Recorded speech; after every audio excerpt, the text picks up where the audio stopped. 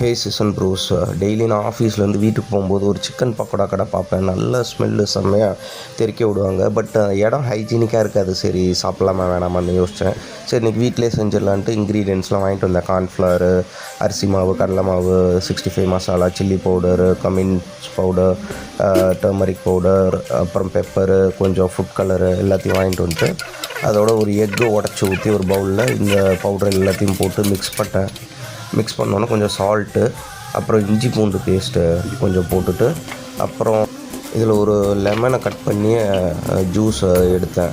இதில் ஊற்றினேன்.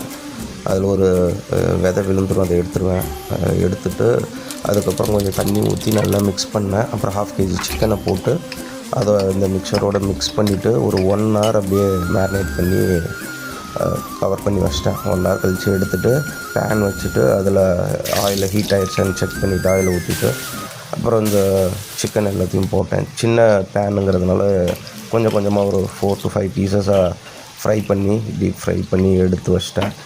அதை டிஷ்யூ பேப்பரில் வச்சேன், கொஞ்சம் ஆயிலில் அதை சக் பண்ணிடும் அப்படின்ட்டு. அதுக்கப்புறம் கொஞ்சம் கறி லீவ்ஸை ஃப்ரை பண்ணிவிட்டு ஆனியன்ஸ் கட் பண்ணி மேலே போட்டு சர்வ் பண்ணேன். எல்லா கிரேவி, சாம்பார் எல்லாத்துக்குமே சூப்பராக இருக்கும். நீங்களும் ட்ரை பண்ணி பாருங்கள். தேங்க்ஸ் ஃபார் வாட்சிங்.